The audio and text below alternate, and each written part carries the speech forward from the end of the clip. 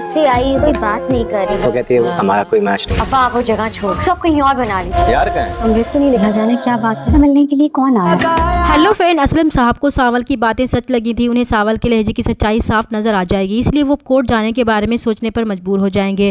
दूसरी तरफ पिया आलियार का प्रपोजल ठुकराने के बाद भी बहुत बेचैन और उदास होती है, क्योंकि वो भी आलियार को पसंद करती है, लेकिन वो जानती है कि इसके बाप ने इसे बहुत भरोसे और मान के साथ यूनिवर्सिटी में पढ़ने की इजाज़त दी थी कि इनकी बेटी कभी भी इनका मान और गुरूर टूटने नहीं देगी। वो जानती थी कि आलियार और इसका कोई जोड़ नहीं है और इसका बाप भी इस रिश्ते के लिए कभी राजी नहीं होगा। तभी उसने आलियार का प्रपोजल रिजेक्ट कर दिया था, लेकिन उसे आलियार का दिल तोड़ने पर बहुत दुख हुआ था, इसीलिए वो काली से वापस आकर भी बहुत परेशान होती है।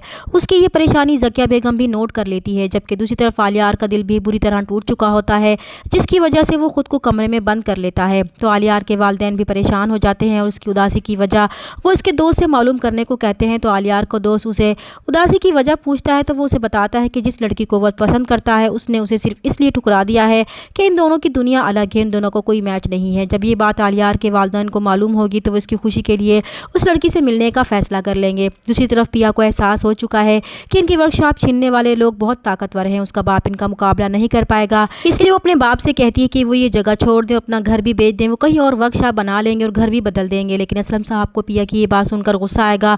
वो पिया से पूछेंगे कि कहीं इनके पीछे सावल तो इन्हें डराने घर नहीं आया था जो वो ऐसी बातें कर रही है। लेकिन पिया उन्हें कहेगी कि सावल की ऐसी मजाल नहीं है कि वो दोबारा उनके घर आए, क्या वो पागल हैं जो हर बार इसकी बात पर एतबार कर लेंगे। तब असलम साहब भी कहते हैं कि फिर वो ये कैसी बातें कर रही है, वो क्यों हर बार भागते रहे और हार मान ले। हमेशा की तरह उन्होंने वादा किया था कि वो अब ये जगह कभी छोड़कर नहीं जाएंगे। तो पिया चौंक जाती है कि क्या से उनकी क्या मुराद है, क्या पहले भी वो जगह बदल चुके हैं। लेकिन असलम साहब बात को साफ बदल देंगे, क्योंकि पिया नहीं जानती अपनी बेटी को सेठ दाऊद से बचाने के लिए उन्हें बार बार कई जगह तब्दील की थी। दूसरी तरफ सावल से पिया की नाराज़गी बर्दाश्त नहीं हो रही थी, इसलिए वो पिया को मनाना चाहता है और उसे बताना चाहता है कि वो बुरा काम ज़रूर करता है, लेकिन इसकी नीयत बुरी नहीं है, वो इनकी सच में मदद करना चाहता है।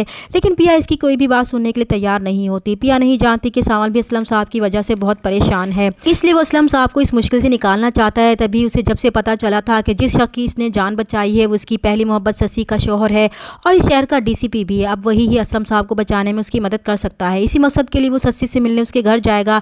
तो ससी भी हैरान होती है कि सावल इसे क्यों मिलने आया है। जब सावल ससी को उस्ताद असलम का सारा मसला बताएगा कि वो जिस सेठ दाऊद के लिए काम करता है वो इसके महल्ले के एक शरीफ आदमी की जगह हथियाना चाहते हैं, क्योंकि वो असलम साहब की मदद करना चाहता है, इसलिए वो बराह रास्त अपने सेठ की मुखालफत नहीं कर सकता। इसलिए क्या वो अपने शौहर शहरियार से कहकर ये कब्जा रुकवाने में इसका साथ दे सकती है। तो ससी सावल की ये सारी बात सुनकर उसे यकीन दिलाएगी कि वो उसकी मदद ज़रूर करेगी और अपने शौहर से इस मसले के बारे में बात करेगी। अब सावल मुतमईन हो जाएगा और उसे तसल्ली भी हो जाएगी कि अब सेठ दाऊद असलम की वर्कशॉप वाली ज़मीन पर कब्जा नहीं कर पाएगा। चैनल बनना है तो प्लीज़ चैनल को सब्सक्राइब कर दें। मिलते हैं नेक्स्ट वीडियो में, तब तक के लिए अल्लाह हाफिज़।